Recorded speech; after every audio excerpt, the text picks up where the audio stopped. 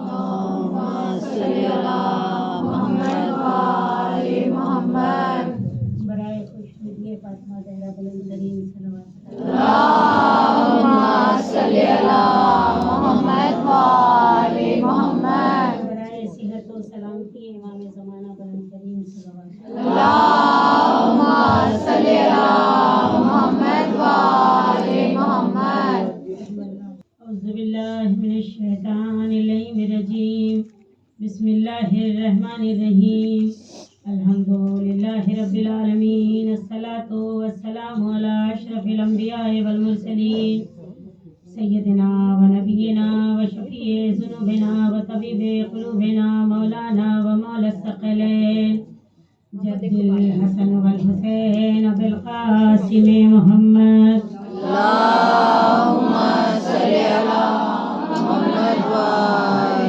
محمد الطیبین الطاہرین المعصومین المظلومین ولعنۃ اللہ علی اعدائہم اجمعین من یومنا ھذا الی یوم الدین اما بعد فقد قال اللہ تبارک و تعالی فی کتابہ المجید بسم اللہ الرحمن الرحیم انما یرید اللہ لیذھب عنکم الرجس اہل البیت ویطہرکم تطہیرا اللهم صل علی محمد و آل محمد بسم اللہ الرحمن الرحیم انا آتیناک الکوثر فصل لربک وانحر انا شانئک هو الابتر درود بر محمد اللهم صل علی محمد و آل محمد اللهم كل وليك الحجة ابن الحسن صلواتك عليه وعلى آبائه في هذه الساعة وفي كل ساعة وليا وحافظا وقائدا وناصرا ودليلا علينا حتى تسكنه أرضك طوعا وتمتعهم فيها طويلا برحمتك يا أرحم الراحمين درود محمد اللهم صل علی محمد و آل محمد تعریف اس معبود برحق کی جو عالمین کا رب ہے، جو حی ہے، جو قیوم ہے، جو عادل ہے، جو صادق ہے، جس کی قبض قدرت میں ہماری حیات، جس کی قبض قدرت میں ہماری موت، وہ پروردگار عالم اپنی پاک و پاکیزہ کتاب، معجز نما کتاب، طیب و طاہر کتاب قرآن مجید کے سب سے آخری پارے میں 30ویں پارے میں یہ ارشاد فرما رہا، سب سے چھوٹی سورہ جس کو سورہ کو ہم سورہ کوثر کہتے ہیں، وہ سورہ قرآن مجید کی سب سے چھوٹی سورہ ہے، مگر اس کو کثیر دیا گیا ہے، یعنی کثیر سے مراد دیا گیا۔ کثیر اسے کہتے ہیں جو بہت بڑا ہو، بہت تعداد والا ہو، اسے کثیر کہا جاتا ہے۔ مگر اگر قرآن میں آئے اور ہم قرآن کی روشنی میں دیکھیں تو سب سے چھوٹی جو سورہ ہے تو وہ سورہ کوثر ہے۔ اس میں خداوند عالم نے اس وقت اس سورہ کو نازل کیا کہ جب خداوند عالم نے دیکھا کہ رسول اسلام کے چہرے پر مایوسی ہے، رسول اسلام کے چہرے پر خاموشی ہے، رسول اسلام کے چہرے پر پسینہ نظر آیا، رسول اسلام نے آواز قدرت آئی، اے رسول یہ بتائیے کہ آپ خاموش کیوں ہیں، آپ کے چہرے پر اداسی کیوں ہے؟ تو رسول اسلام نے ارشاد فرمایا کہ اے میرے معبود، تو نہیں دیکھتا ہے کہ جب خداوند عالم نے رسول کو بیٹا دیا تھا، جب خداوند عالم نے رسول کو بیٹی دیا، جناب فاطمہ زہرا جب دنیا میں آئیں، اس کے بعد خداوند عالم نے رسول اسلام کو کوئی اولاد نہیں دی، بلکہ خداوند عالم نے اولاد دیا تھا، 4 بیٹے عطا کیے تھے رسول اسلام کو، مگر مصلحت پروردگار یہ تھی کہ خداوند عالم نے 4 بیٹے عطا تو کیے مگر واپس اپنی بارگاہ میں بلا لیا۔ جب واپس اپنی بارگاہ میں خداوند عالم نے 4 بیٹے کو بلا لیا اور جب جناب فاطمہ زہرا کی ولادت ہوئی، جب جناب فاطمہ زہرا پر درود بھیجا کریں، درود اللهم صل علی محمد و آل محمد شہزادی کونین کی ولادت ہوئی، جناب فاطمہ زہرا رسول کے گھر آئیں تو رسول اسلام کو مسلمانوں نے، وہ مسلمان جو قرآن پر عمل کرتے ہیں، وہ مسلمان جو قرآن کو مانتے ہیں، وہ مسلمان جو حافظ قرآن ہیں، وہ مسلمان جو رسول کو بھی مانتے ہیں، وہ مسلمانوں نے کیا کیا؟ وہ مسلمانوں نے کہنا شروع کیا کہ اے رسول آپ کو تو خداوند عالم نے کوئی بیٹا نہیں دیا ہے، لہٰذا رسول کا مشن یہیں پر ختم ہو جائے گا، رسالت یہیں پر ختم ہو جائے گی، اس لیے کہ مشن تو اس وقت چلتا ہے جب کوئی اولاد ہوتی ہے، باپ مر جاتا ہے، بیٹا اس کی ذمہ داریاں اپنے کاندھے پر لے لیتا ہے، مشن چلتا رہتا ہے، باپ کے بعد بیٹا، بیٹے کے بعد پوتا، یعنی ایسے ہی مشن چلتا رہتا ہے۔ مگر رسول اسلام کو مسلمانوں نے یہ کہنا شروع کر دیا کہ یا رسول اللہ آپ کو خدا نے کوئی بیٹا عطا نہیں کیا ہے، آپ کا مشن یہیں پر ختم ہو جائے گا، آپ کی نسل یہیں پر ختم ہو جائے گی۔ مسلمانوں کو بتانے کے لیے خداوند عالم نے رسول کو 4 بیٹے دے کر بتا دیا کہ دیکھو تمام عالم انسانیت کی نسل ختم ہو جائے گی مگر واحد نسل رسالت ہے جو قیامت تک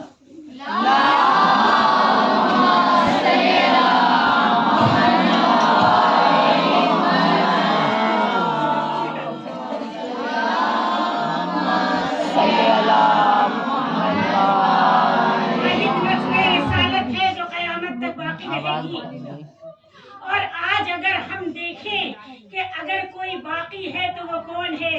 ہمارے آخری امام جو پردے غیب میں ہے وہ کس کے نسل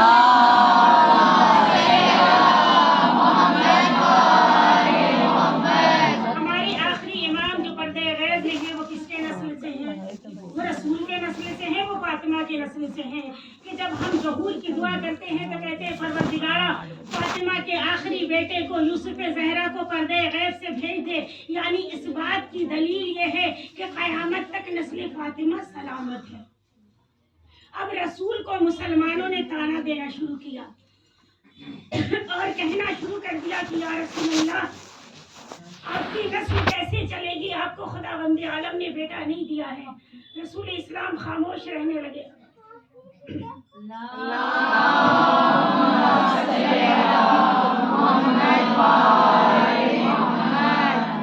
رسول اسلام خاموش رہنے لگے۔ تب خداوند عالم نے کہا کہ رسول نہ گھبراؤ، اور یہ سورہ کوثر کو قرآن میں خداوند عالم نے نازل کیا اور کہا کہ اے رسول میں تمہیں اولاد کثیر عطا کروں گا، اور ایسی کثیر اولاد ہوگی کہ جو قیامت تک باقی رہے گی۔ اور بے شک ہم شاہزادی کونین کے ماننے والے ہیں، اس کے جاننے والے ہیں کہ اگر ہمارے ذہنوں میں بھی چند لمحے کے لیے خیال آتا ہے کہ اگر ہمیں کوئی اولاد نہیں ہے، خداوند عالم نے صرف ہمیں بیٹی سے نوازا ہے، تو ہمارے دل کو یہ تسکین ہونی چاہیے کہ ہم کس کے ماننے والے ہیں۔ خدا اسے بیٹیاں دیتا ہے کہ جسے وہ دل کے قریب رکھتا ہے۔ کہ رحمت کہا گیا، بیٹیاں جس گھر میں ہوتی ہیں نا وہ بیٹی رحمت ہوتی ہیں۔ آخری نبی ایک نبی تھے جن کا نام ابراہیم تھا۔ ابراہیم نبی کو خداوند عالم نے 90 سال کی عمر ہو گئی تھی، کوئی اولاد عطا نہیں کی تھی، مگر 90 سال کی عمر میں روایات میں ملتا ہے کہ کبھی انہوں نے ہاتھوں کو اٹھا کر دعا نہیں کیا کہ پروردگار تو مجھے ایک اولاد دے دے۔ نبی تھے، اگر ہاتھوں کو اٹھا کر دعا کرتے پروردگار اولاد دے دے، خداوند عالم نبی کی دعا کو ضرور سنتا۔ مگر جب 90 سال تک خداوند عالم نے کوئی اولاد نہیں دی، نبی خاموش رہے، مگر 90 سال کے بعد جب جبرائیل امین آئے اور آنے کے بعد کہا کہ خداوند عالم نے خداوند عالم یہ وحی دے رہا ہے، خداوند عالم آپ کو یہ خوشخبری ادا کر رہا ہے کہ آپ کو ایک اولاد عطا کرے گا۔ تو روایات میں ملتا ہے کہ نبی کی زوجہ مسکرانے لگی۔ مسکرانے کی وجہ یہ تھی کہ 90 سال کی عمر میں بھلا کیسے اولاد ہو سکتی ہے، مگر جب 90 سال کی عمر میں نبی ابراہیم نبی کو خدا نے اولاد عطا کیا تو روایات میں ملتا ہے کہ جو نبی نے 90 سال تک دعا نہ مانگی تھی کہ ہمیں اولاد دے دے، وہی نبی نے کچھ دنوں کے بعد، سال 2 سال کے بعد ہاتھوں کو اٹھا کر دعا کیا اور دعا کرنے کے بعد کہا پروردگارا تو نے اولاد دے دیا، پروردگارا تو نے بیٹا عطا کر دیا ہے، اے میرے معبود اب تو مجھے ایک بیٹی دے دے۔ آواز قدرت بات آئی نبی ہم نے 90 سال اولاد نہیں دیا، تم نے نہیں مانگا، جب ہم نے بیٹا عطا کر دیا پھر تم نے ہاتھوں کو بلند کر کے بیٹی کیوں مانگا؟ تو ایک مرتبہ نبی یہ کہتے ہوئے نظر آئے کہ اے خدا میں یہ جانتا ہوں کہ بیٹیاں اللہ کی رحمت ہوتی ہیں، اور جب باپ دنیا سے گزر جاتا ہے بیٹیاں باپ کے جنازے کی زینت ہوتی ہیں۔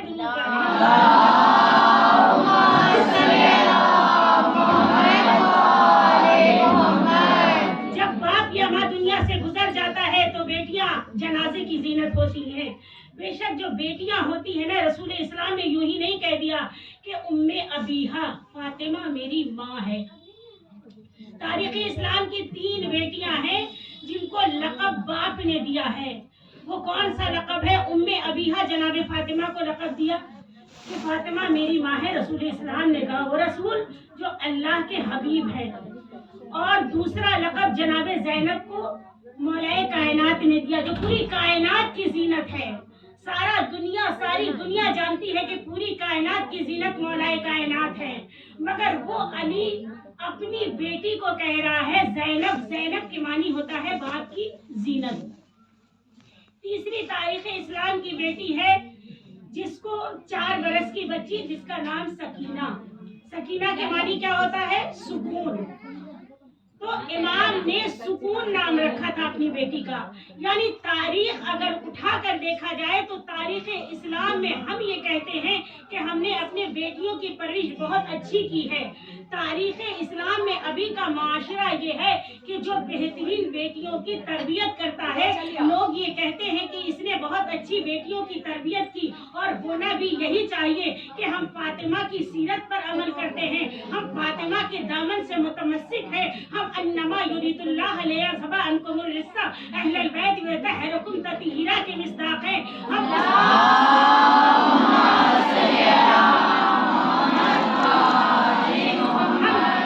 سورہ احزاب کے اس آیت کے مصداق ہے کہ جب ہم فرش عزا پر آتے ہیں، آنے کے بعد فرش عزا پر بیٹھتے ہیں تو ہم نے یہ سنا ہے اور ہمارا یہ عقیدہ ہے، ہم یہ مانتے ہیں کہ جہاں کہیں بھی فرش عزا بچھتی ہے آسمان سے ملائکہ بھی آتے ہیں، آسمان سے انبیاء بھی آتے ہیں، آسمان سے امام پیغمبر بھی آتے ہیں، اور آج بی بی کا تابوت ہے، آج ہمارے وقت کا امام بھی فرش عزا پر آیا ہوگا، تو ہم کتنے متطہر ہیں، ہمارا مقام کتنا اعلیٰ ہے کہ کہاں عرش کے فرشتے، کہاں خاکی انسان، کہاں میرا وہ پردے غیب کا امام، کہاں ہمارا خاکی انسان، اور ہم امام کے درمیان ہو کر بیٹھتے ہیں۔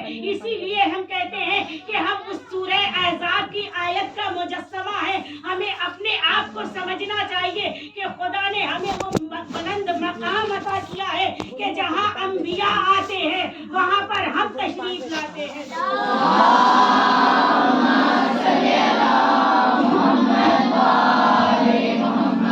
جہاں پر انبیاء آتے ہیں وہاں پر ہم تشریف لاتے ہیں، اور ہم اپنی بچیوں کی پرورش ویسے کریں کہ سیرت فاطمہ میں جھلکنی چاہیے۔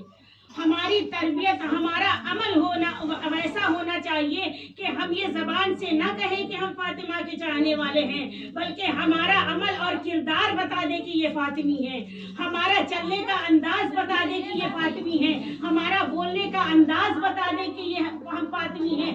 ہم صرف فرش عزا پر آ کر جب بیٹھتے ہیں تو ہم یہ سمجھتے ہیں کہ ہم فاطمہ کے ماننے والے ہیں، مگر بڑی معذرت کے ساتھ یہ کہہ رہی ہوں کہ کیا جب شادیاں ہوتی ہیں، کسی ہال میں جب ہم جاتے ہیں، جب ہمارے محلے میں شادیاں ہوتی ہیں، کیا ہمیں یہ خیال ہوتا ہے کہ ہمارے اندر فاطمی کردار ہے، ہمارے اندر فاطمی عمل ہونا چاہیے؟ صرف فرش عزا پر فاطمی عمل ضروری نہیں ہے، اگر امام کا ظہور کرنا ہے تو شادیوں میں بھی سیرت فاطمہ ہو، فرش عزا پر بھی سیرت فاطمہ ہو۔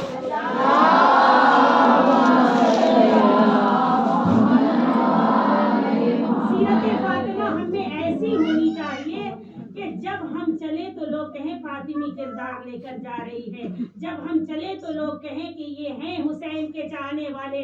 بے شک آج بہت ساری قومیں ہیں مگر اس قوم میں بھی ہم کو یہ کہا جاتا ہے جب ہمارا جلوس نکلتا ہے, جب ہمارا علم اور تعزیہ نکلتا ہے تو لوگ یہی کہتے ہوئے نظر آتے ہیں کہ یہ ان کا جلوس ہے جس میں کوئی شور شرابہ نہیں ہوتا ہے, یہ ان کا جلوس ہے جس میں کوئی بدتمیزیاں نہیں ہوتی ہیں. سن کر بڑا اچھا لگتا ہے مگر کاش کردار بھی ایسا ہو جائے کہ جب ہم چلیں, جب ہمارے یہاں شادیاں ہوں تو لوگ کہیں کہ دیکھو یہ شادیاں بھی کرتے ہیں تو ساتھ میں فاطمی کردار رکھتے ہیں, ساتھ میں زینبی کردار رکھتے ہیں, ساتھ میں اہل بیت کے کردار کو شامل رکھتے ہیں. درود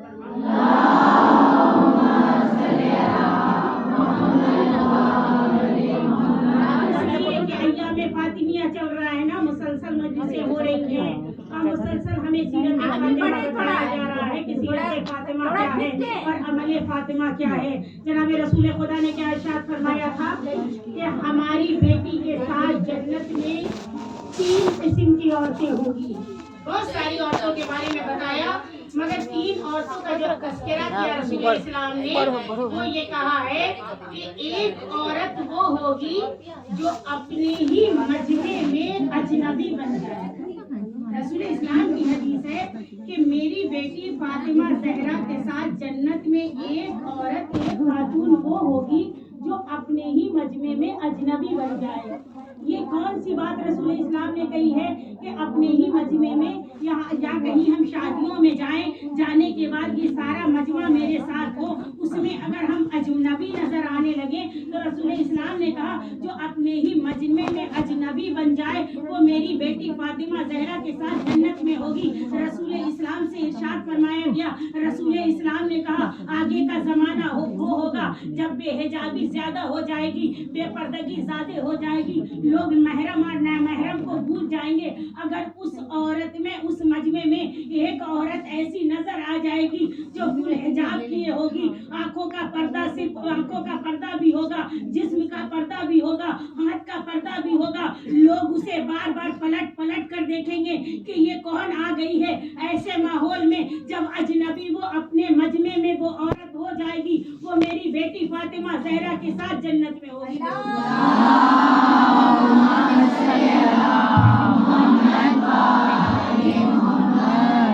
دوسری عورت وہ ہوگی جو سیرت فاطمہ پر ایسے عمل کرتی ہوگی کہ اس کا کردار بھی فاطمی ہوگا, اس کے بچوں کا کردار بھی فاطمی ہوگا, اس کا کردار بھی فاطمی ہوگا, اس کے خانوادے کا کردار بھی فاطمی ہوگا, اس کا عمل بھی کردار ہوگا, اس میں کے ساتھ میں رہنے والی کا بھی کردار فاطمی ہوگا. تب وہ میری بیٹی فاطمہ زہرا کے ساتھ جنت میں ہوگی. اور تیسری عورت وہ ہوگی کہ جو اپنے شوہر کے ظلم کو برداشت کر کے, یعنی خداوند عالم نے عورتوں کو سورہ نساء میں خداوند عالم نے پوری عورتوں کی وضاحت کی ہے کہ عورتیں کتنی نازک ہوتی ہیں, عورتوں کے ساتھ کیسا سلوک کرنا چاہیے. اگر مرد عورت پر ظلم کرتا ہے تو وہ جہنمی ہے, مگر پھر بھی رسول اسلام کی حدیث ہے, رسول اسلام ارشاد فرما رہے ہیں کہ ایک وہ عورت ہوگی جو اپنے شوہر کے ظلم کو برداشت کر کے اپنے شوہر کے ساتھ زندگی گزارے گی. یعنی ظلم کو نہ سہنا صحیح ہے نہ ظلم کرنا صحیح ہے. مگر رسول اسلام کیا کہہ رہے ہیں کہ بہت ساری عورتیں ایسی ہوتی ہیں جو اپنے گھر کی عزت کو رکھنے کے لیے, اپنے باپ کی عزت کو رکھنے کے لیے, اپنے بھائی کی عزت اور غربت کا خیال کرتی ہوئی شوہر کی سارے ظلم کو برداشت کرنے کے بعد, اپنے شوہر کے ساتھ زندگی گزارنے کے بعد جب وہ دنیا سے چلی جاتی ہیں, رسول اسلام ارشاد فرماتے ہیں ویسی عورتیں میری بیٹی فاطمہ زہرا کے ساتھ جنت میں ہوں گی.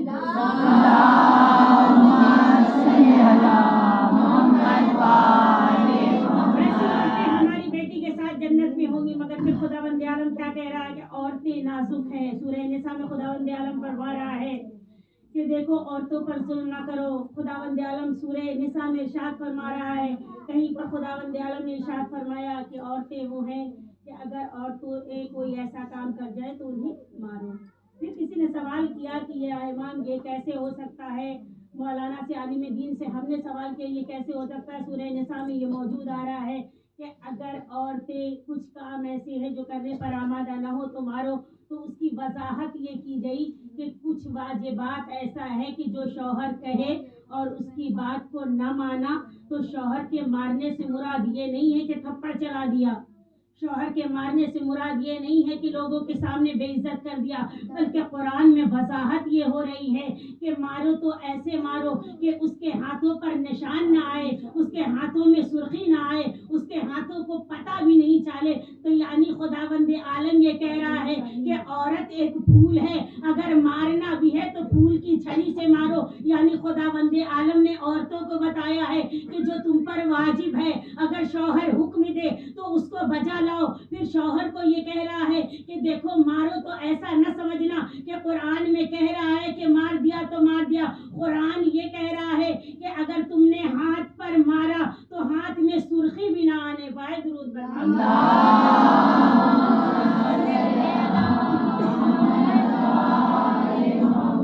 تو رسول اسلام نے اپنی بیٹی فاطمہ زہرا کی پرورش کیسے کی اور کس زمانے میں کی؟ آج ہم جس زمانے میں اپنے بچی کی پرورش کر رہے ہیں اس زمانہ یہ ہے کہ بیٹیوں کو بہت اہمیت دیا جاتا ہے۔ بے شک بیٹیاں گھر کی زینت ہوا کرتی ہیں، اور ایک گھر کی زینت نہیں بلکہ وہ اپنے گھر کی بھی زینت ہوا کرتی ہیں، اور جس گھر میں جاتی ہیں اس گھر کی بھی زینت ہوا کرتی ہیں۔ جب اپنے گھر پہ ہوتی ہیں تو گھر کی ذمہ داریاں کاندھے پر ہوتی ہیں، جب شوہر کے گھر جاتی ہیں تو شوہر کے گھر کی ذمہ داریاں کاندھوں پر ہوتی ہیں۔ عورت وہ چیز ہے کہ جس کے ہاتھ میں سارے خاندان کی عزت ہوتی ہے، باپ اور بھائی کی عزت ہوتی ہے، سارے معاشرے کو دیکھتی ہوئی عورت چلتی ہے۔ یعنی اس کی پرورش ایسی ہونی چاہیے کہ رسول اسلام نے کہا کہ بیٹیوں کی پرورش ایسے کرو کہ جب تمہارے گھر میں ہو تو تمہیں سکون دے، جب شوہر کے گھر میں جائیں تو شوہر کا سکون بن جائے۔ درود بر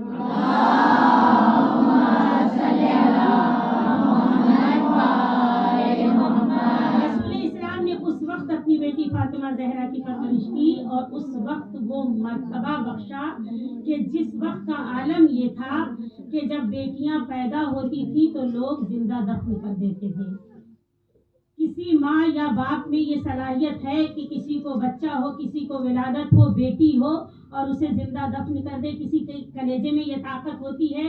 نہیں ہوتی ہے۔ ہر ماں کا دل نرم ہوتا ہے، ہر باپ کے دل میں بچوں کے لیے محبت ہوتی ہے۔ صرف ماں کا تذکرہ ہوتا ہے کہ ماں اپنے بچوں سے بے انتہا محبت کرتی ہے، مگر خداوند عالم کہہ رہا ہے کہ باپ اپنے بچوں کو اس طرح محبت کرتا ہے، مگر وجہ صرف یہ ہے کہ ماں ظاہر کر دیتی ہے کہ ہم محبت کرتے ہیں اور باپ ظاہر نہیں کرتا ہے۔ اس لیے کہ باپ جب دن بھر محنت مشقت کر کے گھر میں لاتا ہے، جب پسینہ چلتا ہے، جب تھک ہار کر گھر میں آتا ہے تو ہنستے ہنستے ساری دولت کو بچوں پر لٹا کر یہ بتاتا ہے کہ دیکھو تم سے بڑی دولت ہمارے پاس کچھ نہیں ہے۔ درود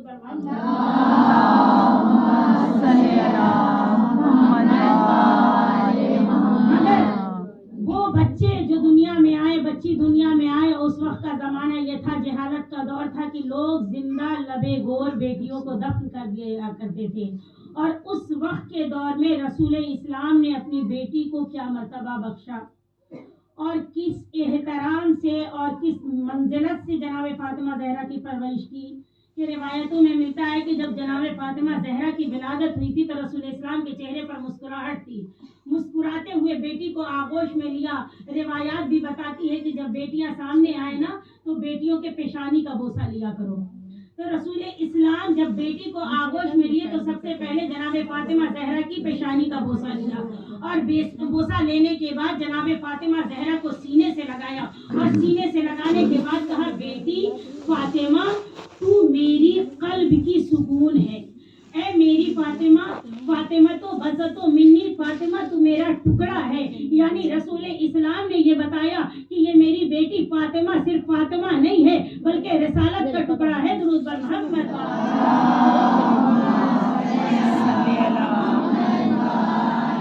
اور اس وقت کے دور میں روایات بتاتی ہے، سب کو پتا ہے کہ اس وقت کا دور یہ تھا کہ کہ جس وقت بیٹیوں کو زندہ لبے گور کر دیتے تھے، اور اس وقت کا دور یہ تھا، لوگوں کے دلوں میں اپنے بچوں کے لیے محبت ہوتی تھی، ہر باپ یہ چاہتا تھا کہ میری بچی میرے سامنے پروان چڑھے، ہر ماں یہ چاہتی تھی کہ میرے آنگن میں میری بچی کھیلے کودے، مگر ماحول ایسا بنا دیا گیا تھا، جہالت اتنی پھیل چکی تھی کہ لوگ ڈھول تاشے کے ساتھ آتے تھے، بیٹیوں کو لے کر چلے جاتے تھے، لوگ اپنی عزت کو بچانے کے لیے بیٹیوں کو زندہ لبے گور کر دیتے تھے۔ یعنی دور کیا تھا، عزت کیا تھی، اس کا اندازہ لگائیے کہ عزت کو بچانے کے لیے لوگ لبے گور بیٹیوں کو کر دیتے تھے۔ آج جب ہم بیٹیوں کی پرورش کرتے ہیں، جب ہمارے یہاں 9 سال کی بچیاں ہوتی ہیں، ہم یہ کہتے ہیں یہ بچی ہے، قرآن اٹھائیے، حدیث اٹھا کر دیکھیے، ہر کتاب یہ بتا رہی ہے کہ 9 سال میں ساری واجبات پوری ہو جاتی ہے، ہر عمل جو واجب ہے اس کو واجب دینا قرار ہے، واجب کا کوئی کفارہ نہیں ہے۔ جب ہماری بچیاں 9 سال کی عمر میں 7 سال کی عمر سے مسلح عبادت پر نہیں آئیں گی، ماں کے پہلوؤں میں بیٹھ کر نماز نہ پڑھیں گی، پہلو میں کھڑی ہو کر نماز نہ پڑھیں گی، انہیں 9 سال کی عمر میں نماز کیسے آ جائے گی؟ اسی لیے کہا ہے، حدیث یہ کہتی ہے جب تمہاری بچیاں 9 سال کی ہوں، اپنے ہمراہ لے کر کھڑی ہو جاؤ مسلے پر، جب تمہیں عبادت کرتے ہوئے دیکھیں گی۔ 7 سال کی عمر سے وہ دیکھتے دیکھتے جب 9 سال کی عمر پر آئیں گی، مکمل نمازی تیار ہو جائے گی۔ درود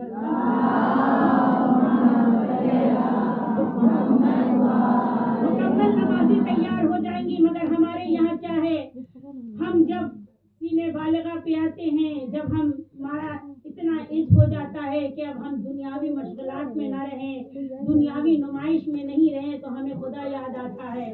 اور جب ہماری بچیاں کھیلتی ہوئی نظر آتی ہیں اور باحجاب نہیں ہوتی، بے حجاب ہوتی ہیں، ہم یہ کہتے ہیں کہ واجب ہے پردہ، اس لیے تو قرآن میں سورہ نور میں ہے کہ پردہ واجب ہے۔ تو واجب جیسے نماز ہے، جیسے روزہ ہے، ویسے پردہ ہے۔ بچیوں پر پردہ واجب ہو گیا ہے، اب انہیں پردہ کرنا چاہیے۔ تو ہمارا جواب کیا ہوتا ہے؟ یہ بچیاں ہیں، ابھی انہیں کھیلنے کودنے کی عمر ہے۔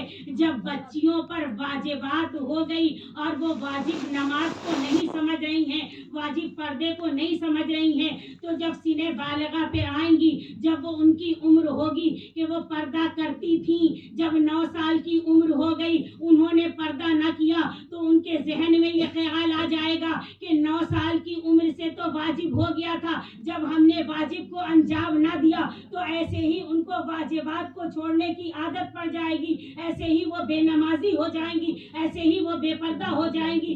اگر دنیا میں کوئی ایسی جگہ ہو جہاں کوئی گڈھا کھدا ہوا ہو، اگر ہم اپنے بچوں کو انگلیاں پکڑ کر لے کر جاتے ہیں تو اس مقام سے اس طرف اپنے بچے کو نہیں رکھتے ہیں، جدھر گڈھا کھدا ہوا ہوتا ہے اس طرف اپنے بچے کے پہلو کو نہیں کرتے ہیں، جہاں آگ جلتی ہوتی ہے کوئی سوال کر دے یہ بتاؤ بچے کو ادھر کر دو تم ادھر ہو جاؤ، تو وہ یہ کہیں گی کہ ادھر آگ جل رہی ہے، ادھر گڈھا کھدا ہوا ہے، کہیں ایسا نہ ہو میرا بچہ گر جائے۔ تو ہم یہ بتاتے ہیں کہ دوزخ کی آگ تمہیں نظر نہیں آتی ہے، تم دنیا میں رہ کر اپنے بچوں کو دوزخ کی آگ کی طرف بھیج رہی ہو۔ درود بر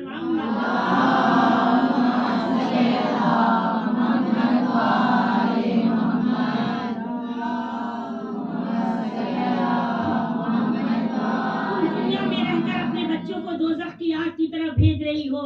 یہ دنیا کی آگ جو ہے نا، یہ چھوٹی سی ہے۔ اگر ایک مثال کے طور پر اگر ایک اگربتی جلتی رہے تو اگر میرا بچہ جاتا ہے تو ہم بار بار اس کو آمادہ کرتے ہیں، اس کے ذہن میں یاد دلاتے ہیں کہ ادھر موم بتی جل رہی ہے، ادھر اگربتی جل رہی ہے، تمہارا پیر جل جائے گا، تمہارا ہاتھ جل جائے گا۔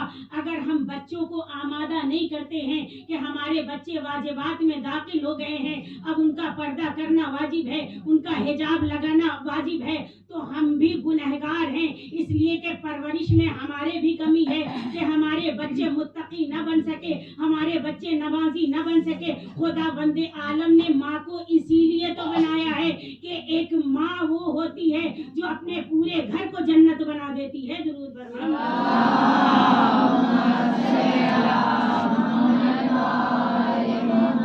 تو رسول اسلام کی بیٹی جناب فاطمہ زہرا، وہ شہزادی کہ جن کا سن 18 برس کا تھا اور 18 برس کی زندگی میں ہمارے لیے نمونے عمل بن گئی کہ اگر ہمارا کوئی آئیڈیل ہے تو وہ شہزادی کونین فاطمہ زہرا ہے. اگر ہمارے سیرت کسی کی سیرت ہونی چاہیے تو وہ فاطمہ زہرا کی سیرت ہونی چاہیے. یہ 18 برس کی سن میں ہماری یہاں جو بچیاں ہوتی ہیں وہ دوڑتی بھاگتی بھی نظر آتی ہیں کہ یہ بچیاں ہیں، مگر 18 برس کے سن میں جناب فاطمہ زہرا نے کیا زندگی گزاری ہے کہ 18 برس کے سن میں جناب فاطمہ زہرا کو رسول اسلام ام ابیہا کہتے ہوئے نظر آ رہے ہیں کہ فاطمہ میری ماں ہے. اور ان 18 برس کے سن میں جناب فاطمہ زہرا نے بہت سارے مشکلات کا سامنا کیا، بہت سارے پریشانیوں کا سامنا کیا، مگر عمل کیا تھا؟ عمل ایسا تھا کہ ان کی طرف حبش کی شہزادی کھنچتی ہوئی چلی آئی، یعنی تخت و تاج کو چھوڑ کر جناب فضہ جو ہے وہ کنیزی میں سیدہ کی آ گئی. آخر وجہ کیا تھی؟ وجہ یہ تھی کہ کردار فضہ جو ہے فاطمی ہونا چاہتا تھا، فاطمی کردار میں ڈھلنا چاہتی تھی جناب فضہ، اس لیے اپنی تخت و تاج کو چھوڑ کر جناب فاطمہ کی خدمت میں آ گئی. درود بر محمد.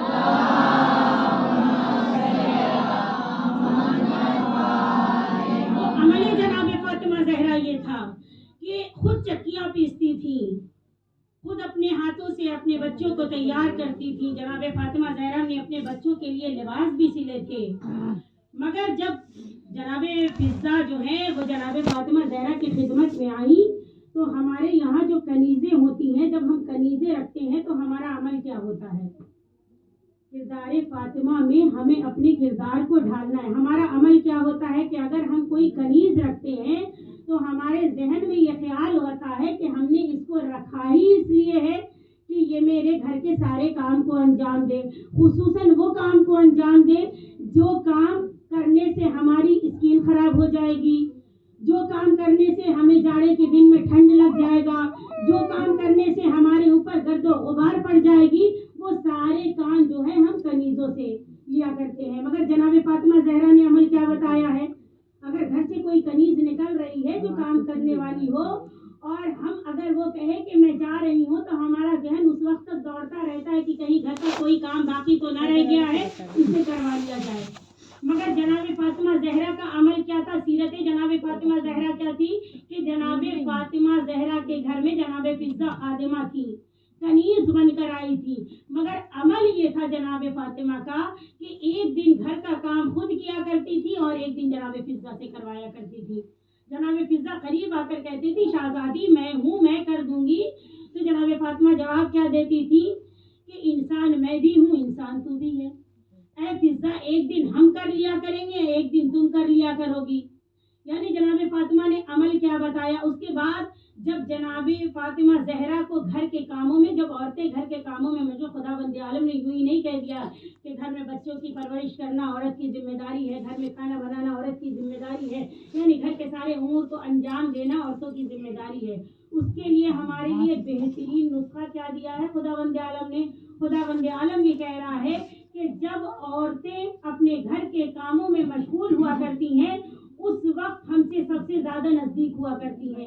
یعنی جب ہم مسلح عبادت پر نماز پڑھتے ہیں اس سے بھی زیادہ اس وقت نزدیک ہوتے ہیں جب ہم گھر کے کاموں کو انجام دیتے ہیں. تو خداوند عالم کہہ رہا ہے کہ اگر ایک پسینہ گھر کے کاموں میں گرتا ہے نا تو خداوند عالم اسے جنت میں عالی مقام دیتا ہے. درود بر محمد.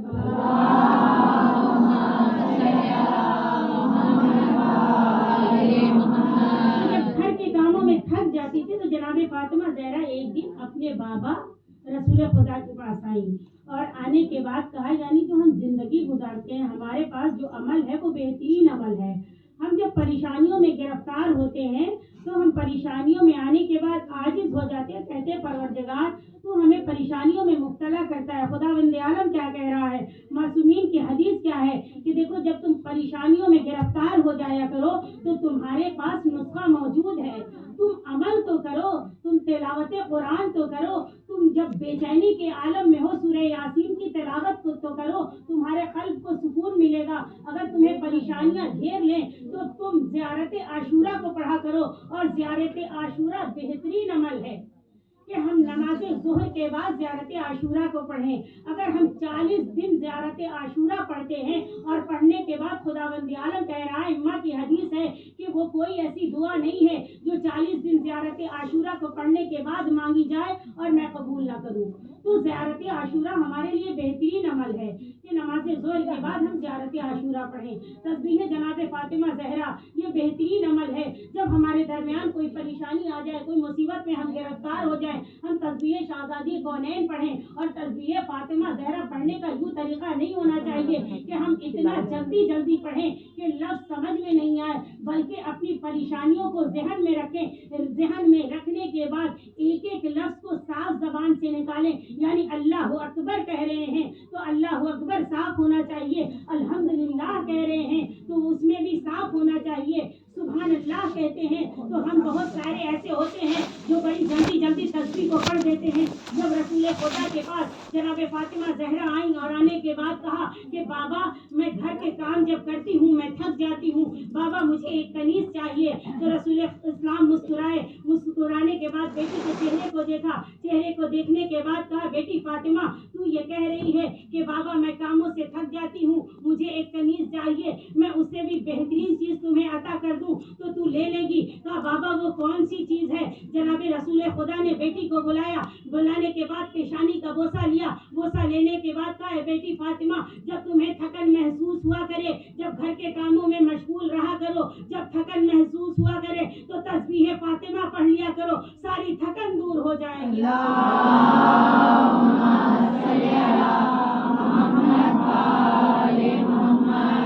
تو یہ ہے شہزادی فاطمہ کی زندگی. 18 سال کا سن تھا اور 18 سال کی زندگی میں جناب فاطمہ زہرا کو روایات میں ملتا ہے کہ بال سفید ہو گئے تھے، کمر خمیدہ ہو گئی تھی. آخر کون سا ظلم پڑا تھا رسول کی بیٹی کو کہ وہ مسلمان جو رسول سے اتنی محبت کرتے تھے، وہ مسلمان جو قرآن بھی پڑھتے تھے، وہ مسلمان جو رسول کو سلام بھی کیا کرتے تھے، مگر وہ مصائب رسول کی بیٹی پر ڈھائے گئے کہ کربلا میں زینب کے سر سے چادر چھینی، کربلا میں زینب کے سامنے حسین کے گلے پر خنجر چلا، کربلا میں زینب کے سامنے علی اکبر کے سینے پر نیزہ لگا، نیزہ نکلا، کربلا میں زینب کے بازوؤں میں رسل باندھی گئی، کربلا میں زینب کو کربلا سے کوفہ سے شام پھرایا گیا،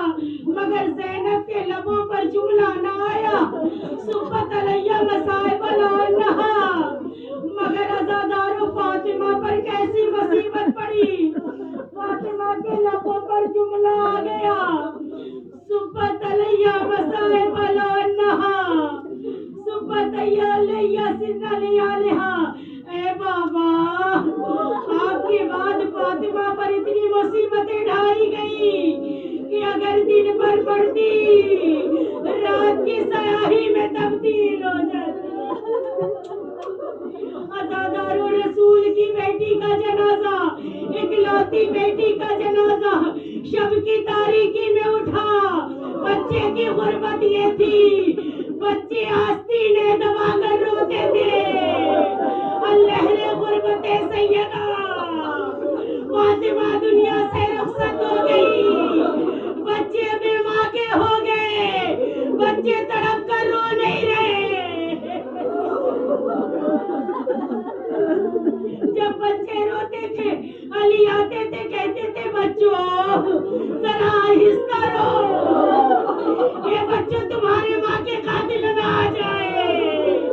فاطمہ نے کہا تھا علی جب میں دنیا سے گزر جاؤں میرے قاتلوں کو خبر نہ دینا، میرے قبر کا نشان نہیں بتانا. یا فاطمہ کیوں یا علی، یا علی ایسا نہ ہو مسلمان ہمیں قبر میں تماچے مارے.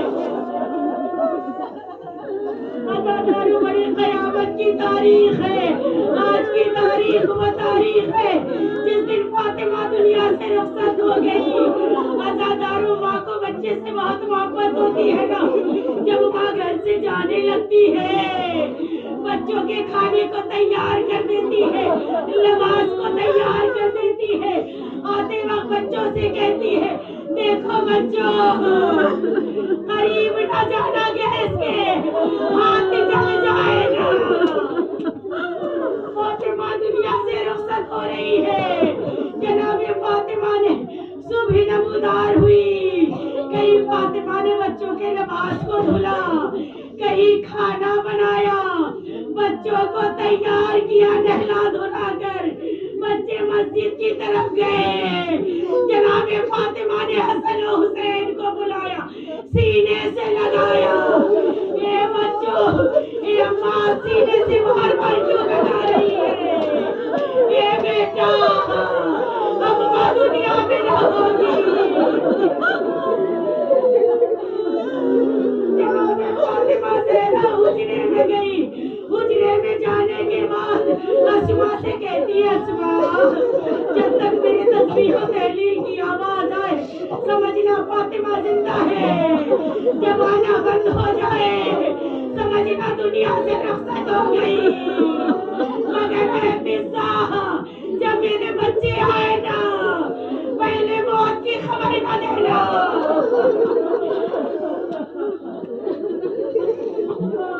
پہلے انہیں کھانا کھلانا پھر موت کی خبر دینا۔ تسبیح و تحلیل کی آوازیں بند ہو گئی، بچے گھر میں آئے، کہ بیویوں بس اتنا بتا دو جب ہمارے گھر میں بچے آتے ہیں بچوں کا انداز کیا ہوتا ہے، دروازے سے آواز دیتے اماں کہاں ہو،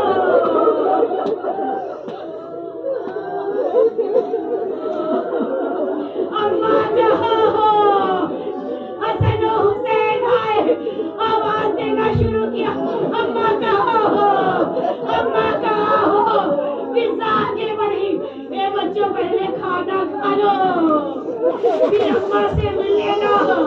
ایک مرتبہ حسین نے نظر کو اٹھا کر فضا کو دیکھا، عجب جملہ کہا اماں فضا کیا آپ نے بغیر مانگے ہم کو کھاتے ہوئے دیکھا،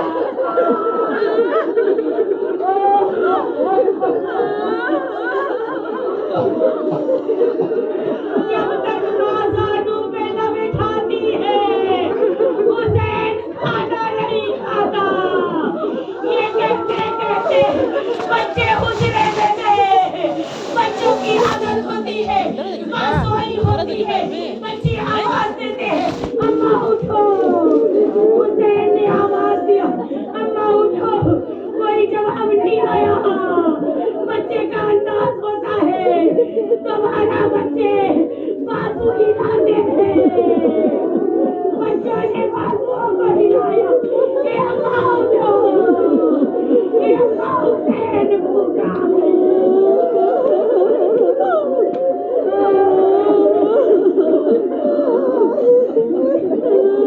اے اماں حسین بھوکا ہے، جب کوئی جواب نہ ملا بچوں نے امامہ پھینکا علی کے پاس گئے، اے بابا اماں بولتی نہیں ہے، اے بابا اماں خاموش ہو گئی، علی گھر میں آئے،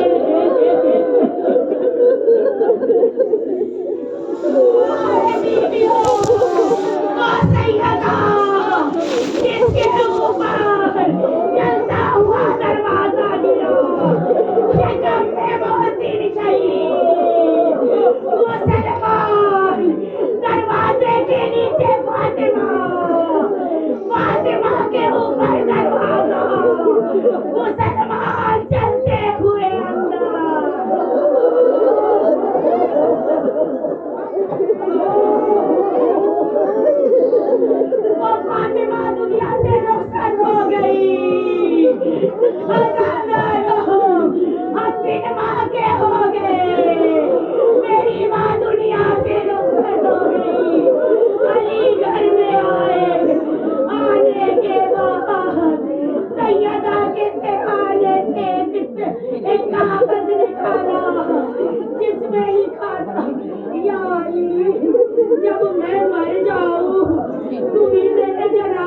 غسل دینا، تمہیں کفن پہنانا، رات کی تاریکی میں جنازہ اٹھانا۔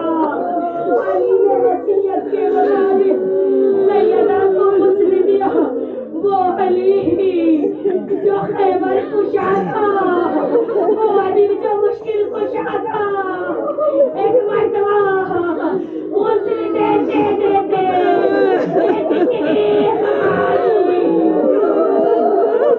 لوگوں نے پوچھا یا علی چیخ کا سبب؟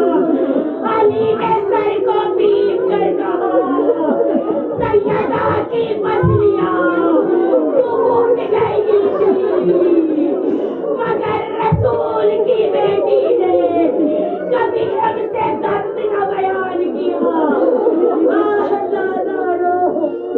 جنازہ تیار ہو گیا، قیامت کی منزل سامنے آ گئی۔ جب جنازہ تیار ہوتا ہے نا، بچوں کو بلایا جاتا ہے، آؤ بچوں ماں کا آخری دیدار کر لو۔ آواز دی یا حسن، آؤ ماں کا دیدار کر لو۔ امام حسن آئے، ماں کے سینے سے لپٹے، اماں کس کے حوالے؟ زینب آئی اماں، اماں خدا حافظ۔ ام کلثوم آئی، اماں ہم اکیلے گھر میں کیسے رہیں گے؟ مولا علی نے کہا حسین آؤ تم بھی ماں کا آخری دیدار کر لو۔ حسین کہتے ہیں بابا میں اس وقت تک نہیں آؤں گا جب تک میری ماں مجھے نہ بلائے، جب تک اماں نہ بلائے۔ ایک مرتبہ بندے کا گھر ٹوٹا، آنے لگا میرے سینے سے لگ جا، قیامت برپا ہو گئی۔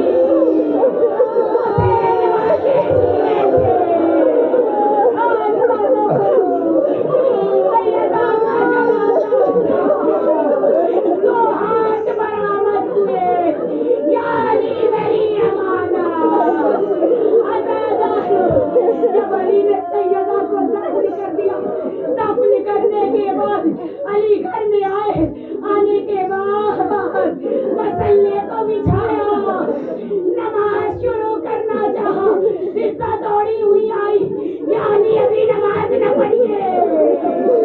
حصہ نے شمع کو جلایا،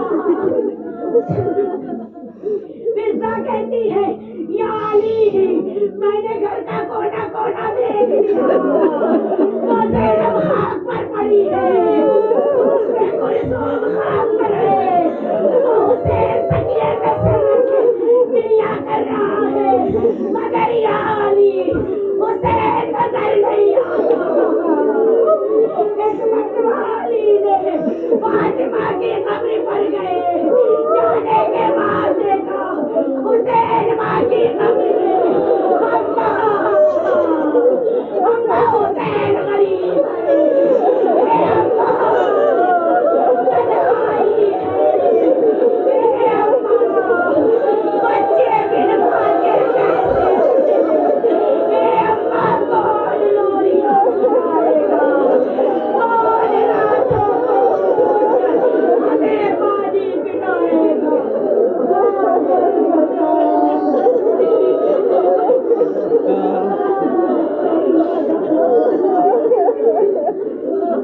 گزر گئی رسول کی بیٹی، مدینہ ویران، علی کا گھر سونا، بیویوں پرسادو، اے وقت ایمان اپنی جدہ کا پرسا قبول کیجیے، اے باب زمانہ اپنے ماں کے پرسے کو قبول کیجیے۔